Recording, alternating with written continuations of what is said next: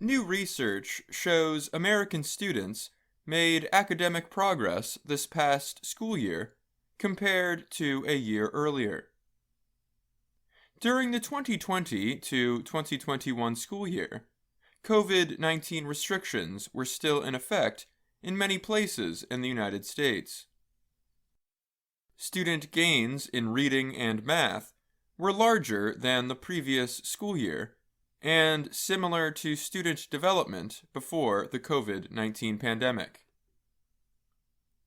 The research comes from NWEA, or the Northwest Evaluation Association, a nonprofit educational research group that issues standardized tests. The NWEA said the gains were observed across income levels.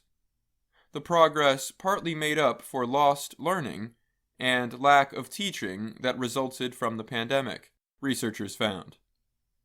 However, students in poor schools fell further behind. It is likely they will need more time than higher income students to make a full recovery.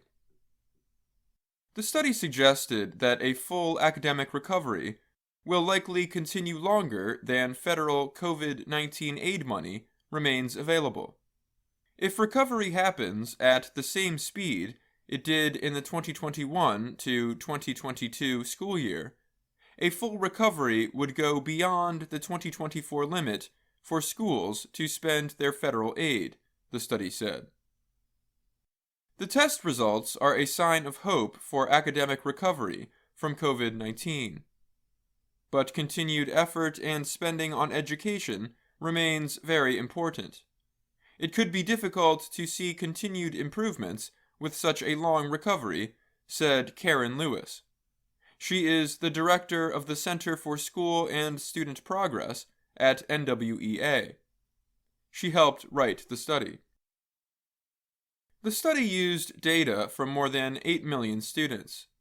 The students had taken the MAP growth tests in reading and math during the 3 school years of COVID-19 restrictions. Their results were then compared with data from 3 years before the pandemic. Lewis said in a statement that the improvements are especially heartening during another challenging school year of more variance, staff shortages, and other problems. For the average elementary school student, researchers predicted that it would take 3 years to return to pre-pandemic performance levels.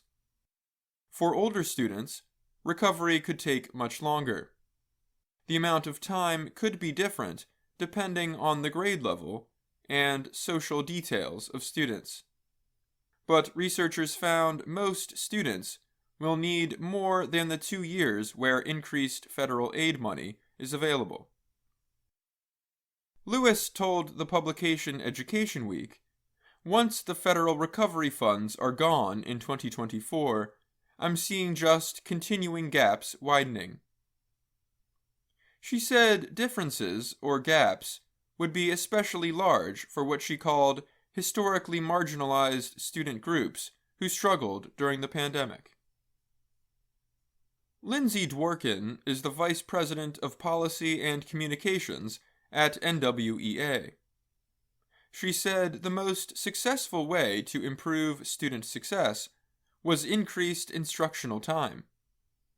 That included more class time, more one-on-one instruction, or high-quality summer classes.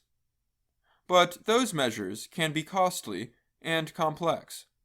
School systems may be unwilling to spend the money on them when aid money must be used very soon. The funding expires in such a short amount of time that districts are really struggling with, what can I do that will be big and impactful, and I only need to do for 2 years, Dworkin told the Associated Press.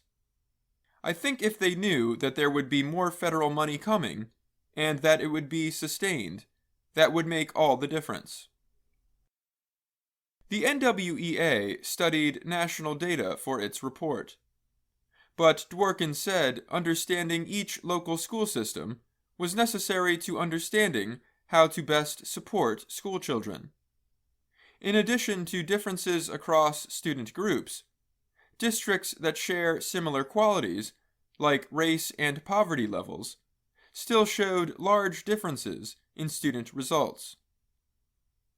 If you are a district leader, there's just no national story that is going to tell you enough about your district context without the hard work of digging into the data and understanding what it says, Dworkin said.